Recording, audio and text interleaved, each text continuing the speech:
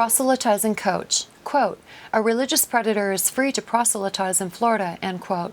This is the language used by the Freedom from Religion Foundation to describe the behavior of high school coach David Gaskill, who has been given de facto free rein to spread his faith to the captive audiences of high schools across the state of Florida.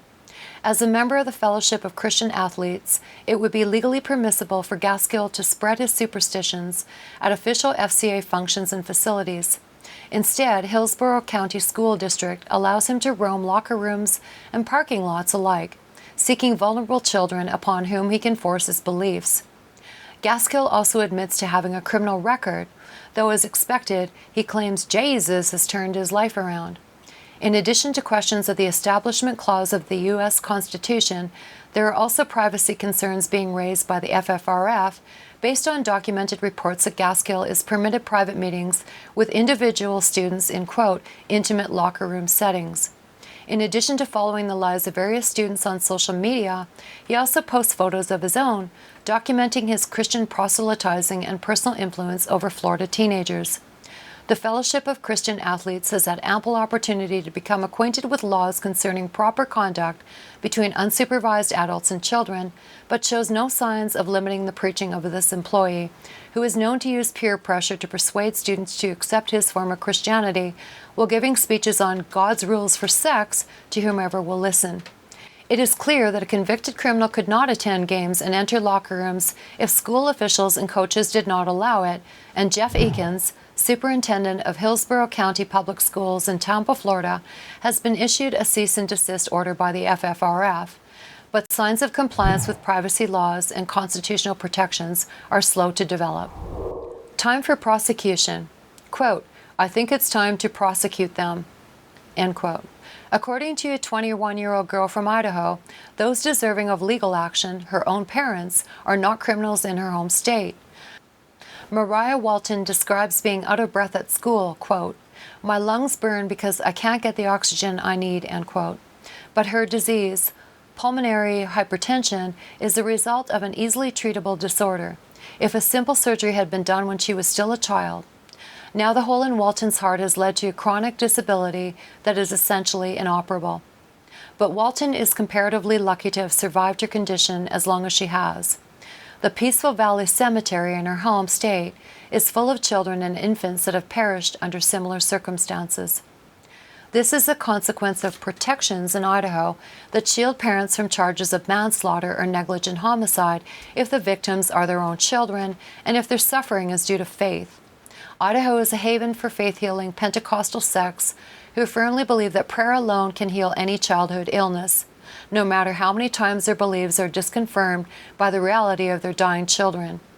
So Mariah Walton is calling for her parents to be prosecuted for not seeking aid that was readily available. Such treatment could have prevented the burden of an oxygen tank and respirator she needs constantly. During her childhood, Mariah's poor health was addressed through prayers, more prayers, and ceremonies where the child was anointed with rancid olive oil over her entire body.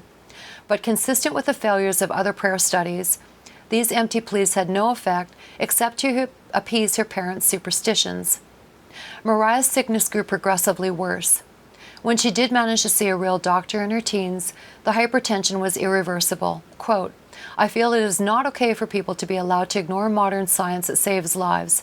I had no vote and no power over my parents, and they were legally allowed to let me get to this point, end quote. But in Idaho, it is okay.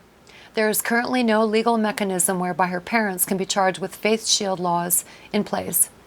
Earlier this year, Democrat John Gannett submitted legislation to remove faith-healing exemptions in cases of death or harm to the child, but Senator Lee Hyder, head of the Senate Health and Welfare Committee, killed the bill with parliamentary maneuvering. Hyder's greatest concern is protecting the religious freedom of Idaho fanatics without considering the rights of the children suffering on behalf of faith-based delusions.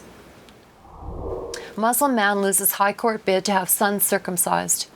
The English High Court has ruled against a devout Muslim man who failed to persuade the judge that his son should be circumcised.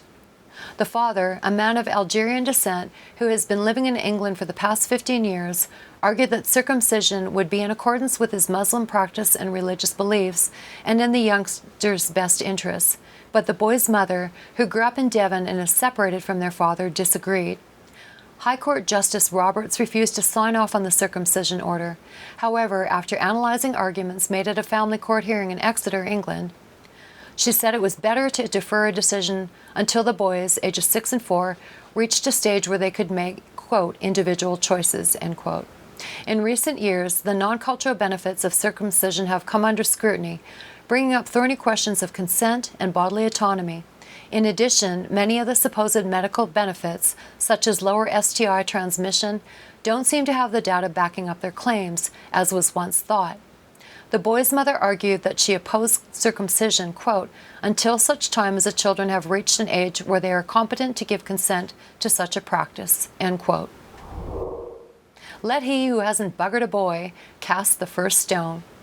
In a Palm Sunday sermon, which was reproduced in his church's elementary school's newsletter, Father Bill Edibles, the parish priest at St. Mary's Church, East Malvern in Australia, suggested that forgiveness was just as important as justice for the victims of sexual abuse at the hands of their clergy. Unfortunately, he did so by drawing an elaborate analogy comparing pedophilia with adultery.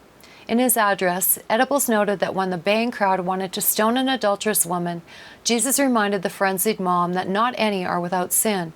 The homily shocked many parents who read the posting and led advocacy groups to criticize the priest for downplaying the significant role the church has played in shielding pedophiles.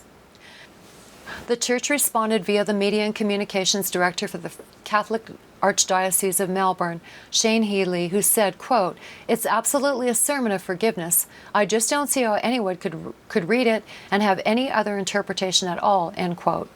For clarity, the infidel wishes to point out that in this analogy, the cheating woman is any pedophile priest, the frenzied mob is victims' rights groups like SNAP, and Jesus getting the horde to drop their stones is the Roman Catholic Church shielding its priests from prosecution. Also in the analogy, the 8th chapter of the book of John is an elementary school's take-home newsletter.